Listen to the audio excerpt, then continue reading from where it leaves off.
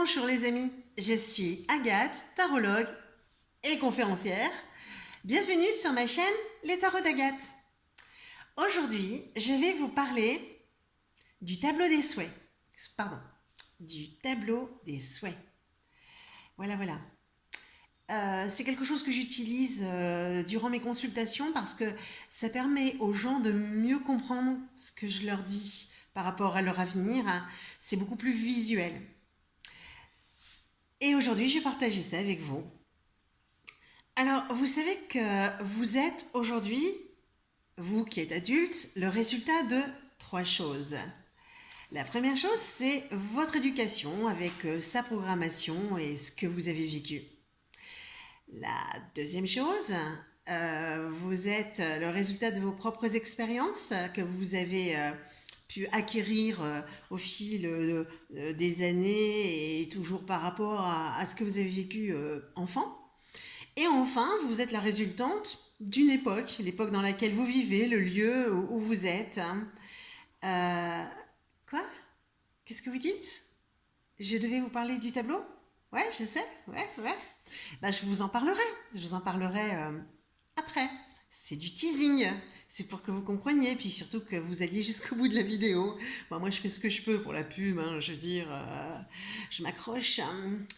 Bref, tout ça pour dire que aujourd'hui, j'entends beaucoup de gens se plaindre des relations humaines. Alors, relations en amour, relations en amitié, relations familiales, relations professionnelles. Bon, c'est toujours à peu près la même démarche. Mais c'est vrai que sur les relations amoureuses, on se lâche un peu plus. Alors, nous vivons une époque formidable. L'époque où on a la liberté de choisir. Et c'est excellent parce que ça n'a pas l'air d'aller beaucoup mieux. À une époque, on ne choisissait pas son conjoint, le conjoint était imposé par les parents et plus tard imposé par la nécessité. Parce que si on perdait son conjoint, eh bien, il valait mieux en trouver un autre fissa, sinon la vie était beaucoup plus compliquée. Et on faisait avec. Alors, bien sûr, on se trompait. Bien sûr, il y avait toujours des histoires un peu cachées qui permettaient de tenir quand l'amour n'était pas exactement au rendez-vous. Mais est-ce que l'amour fait tout? Et puis, c'est quoi l'amour surtout? Et ceci m'amène à la question suivante. Quand vous venez me voir ou que vous discutez de votre vie en vous disant, mais ouais, mais moi j'arrive pas à trouver un amoureux, ou alors ouais, au boulot mon chef il est méchant, ou ouais, dans ma famille on m'aime pas. J'ai un peu envie de vous demander, mais pourquoi est-ce que pour la partie des gens que vous avez choisi de mettre dans votre vie, donc vos amis, vos amours, pourquoi est-ce que finalement ce ne sont pas les bonnes personnes? Parce que vous avez fait des mauvais choix?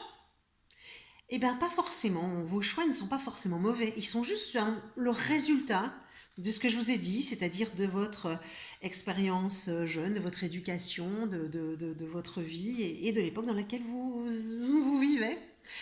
Alors aujourd'hui, on vit une époque formidable, hein, c'est la chute de l'Empire romain, sauf que l'Empire romain, ça a mis plusieurs siècles et que nous, on se la joue en quelques décennies, ça va plus vite, on arrivera plus vite au bout, tout le monde il est content. Et ce monde est vraiment basé aujourd'hui sur l'égocentrisme. Et quand je vois passer ces fameuses petites phrases qui me hérissent le poil là, sur les réseaux sociaux, ça contribue. C'est de l'ingénierie sociale. Ça contribue à vous faire croire que la perfection existe, qu'on ne doit pas faire d'efforts, qu'on est vraiment la seule personne unique et formidable. Ouais, on est unique, formidable, mais bon, les autres aussi. Hein, donc, à un moment, il faut quand même que la jonction se fasse. Et puis alors la phrase qui toujours me hérisse le poil, vous savez, j'en ai quelques-unes comme ça qui ne me conviennent pas trop, c'est vaut mieux être seul que mal accompagné. Ben non, c'est pas vrai. C'est pas vrai du tout. Il y a des gens qui sont très malheureux mal accompagnés et des gens qui sont très malheureux d'être seuls et qui se sentent très très seuls. Et vraiment, ce monde est fait pour nous séparer.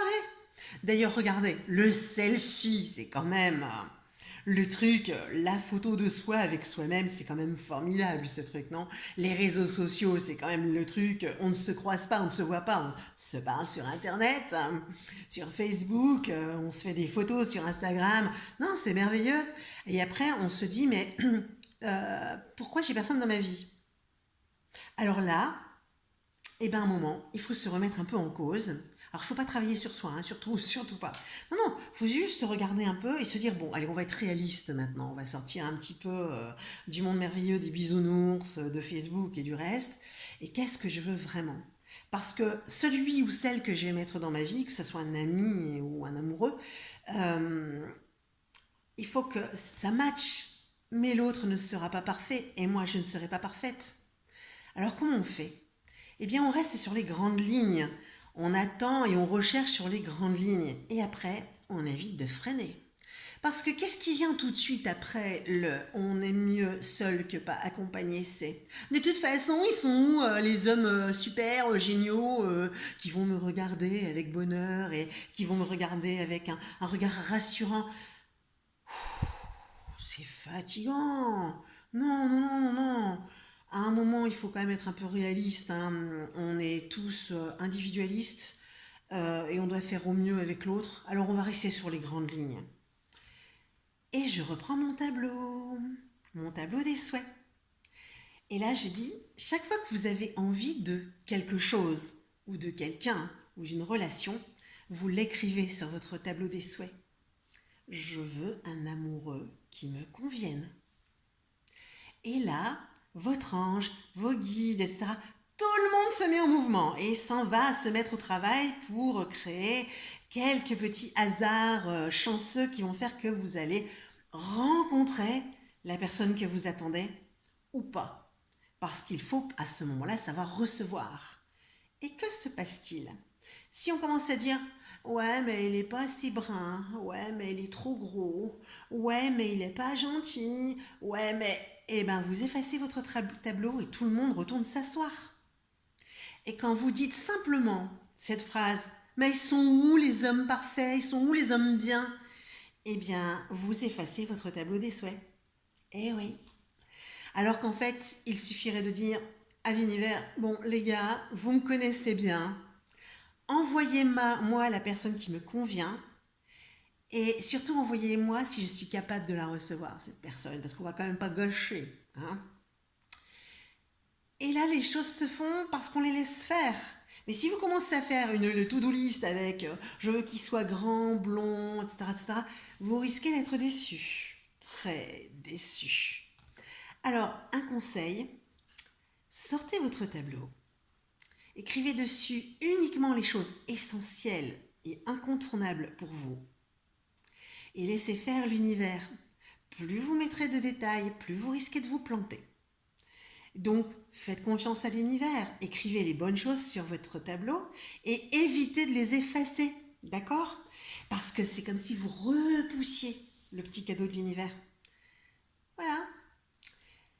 J'espère que ça vous a fait plaisir, cette petite vidéo, que vous avez souri ou rigolé. Elle m'a été fortement inspirée par Sonia, qui se reconnaîtra et qui se posera la question « Mais pourquoi j'ai réussi à mettre ces hommes-là dans ma vie ?» Et j'espère vous retrouver la semaine prochaine de bonne humeur avec un nouveau sujet. Et en attendant, mettez un petit commentaire, des petits pouces bleus en dessous. Enfin bon, vous connaissez la chanson comme d'habitude. À bientôt!